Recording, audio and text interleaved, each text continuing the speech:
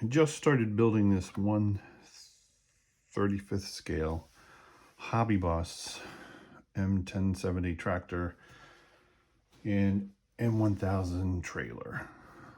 And this isn't going to be a video on the full build, just some tips and tricks from some of the challenges that I've come across and some of the things I've worked out.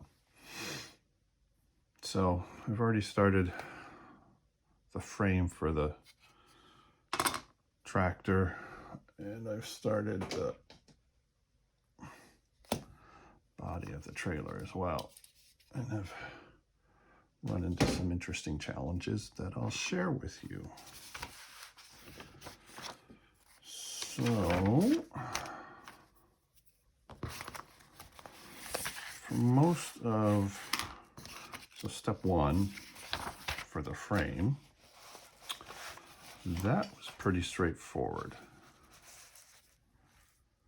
The only thing I could share with you is on these pieces, H17, they need to be trimmed down to fit flush. This piece is unnumbered, but it is in there. If I can find the number, I'll shout that out. So this is straightforward, other than maybe needing 4 hands to put it together. And second step of the tractor frame, pretty straightforward. It went together pretty well, actually. And then they have you work on the axles, which was the challenging part. So step 3 is for the front axle that's steerable. Well, should be steerable. Here though, if you glue on, I don't know what this is, probably the tie rod for the steering linkage. If you glue that on, this will no longer be steerable. So what I did was drilled out these little end pieces. Had to drill out here and here with a micro drill bit, sort of like that. See if we can get this in frame. And then ran wire through it.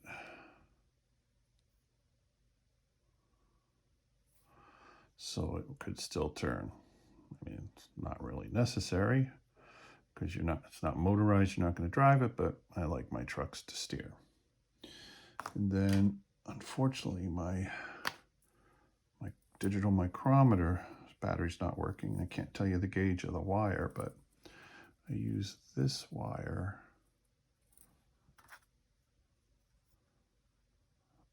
to tie it in through.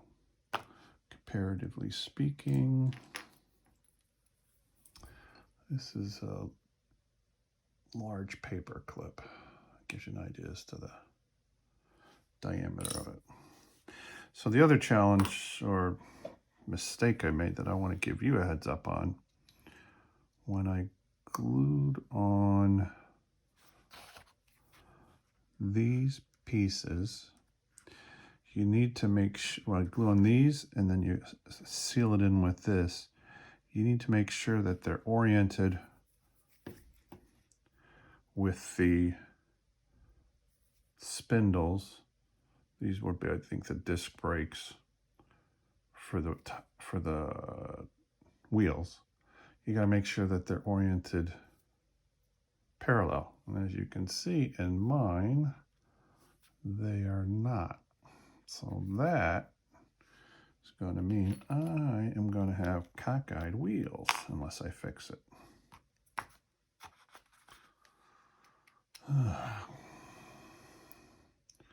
So let's see if we can see this. So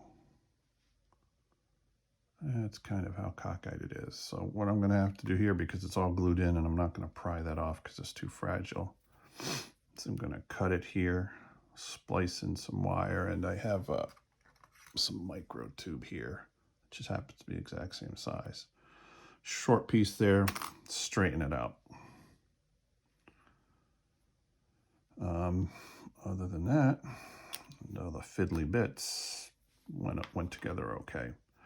So two things: if you want to make it steerable, don't glue this in, but you'll have to make a pivot point here and here.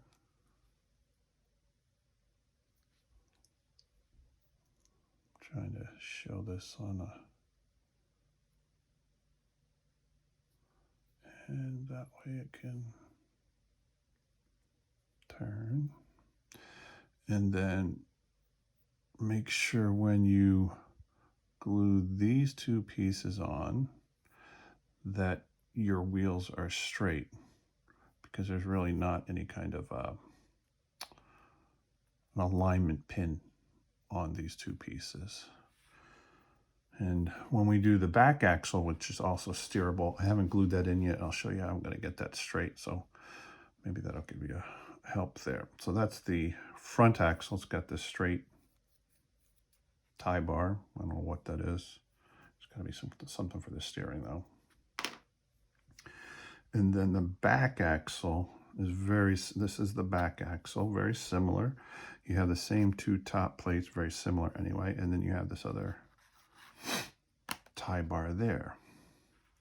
So this is the back axle. Also, if you want this to remain steerable, you have to not glue this in here and then make a pivot point somehow. So again, I drilled through here with micro drill. Didn't need to drill through here. These were already holes that pin fits through. And then, like the front axle, I put some thin wire through there so I could pivot off of that. Like I said, I haven't yet glued this piece on. As you can see it. Eventually I have to put some glue right there without getting it on that round piece. But then you're going to want to, before it sets up, get those tires, those rims straight, so it's not cockeyed, because if it glues like that, you're obviously going to be hosed. So you're going to want to line your rims up.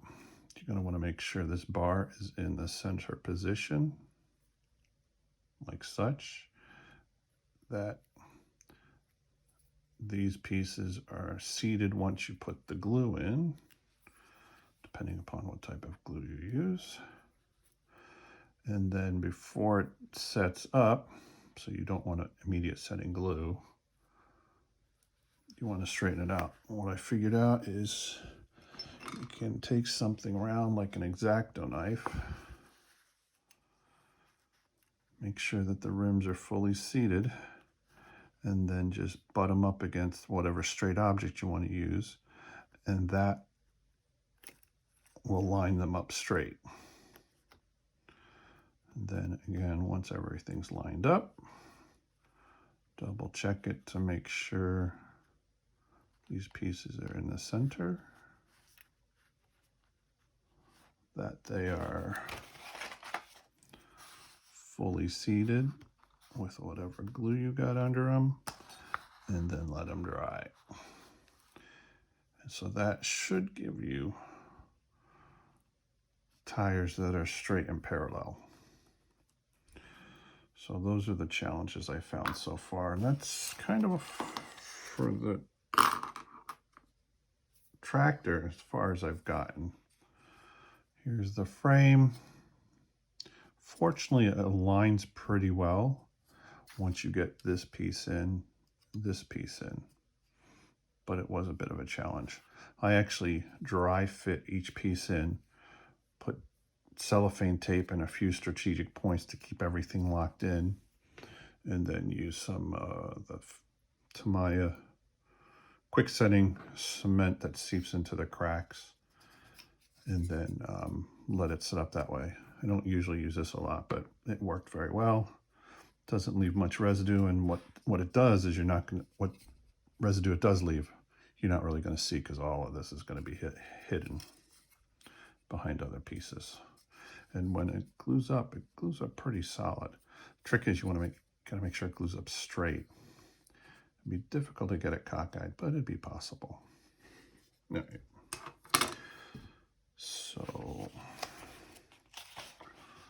that's all we've got for this video.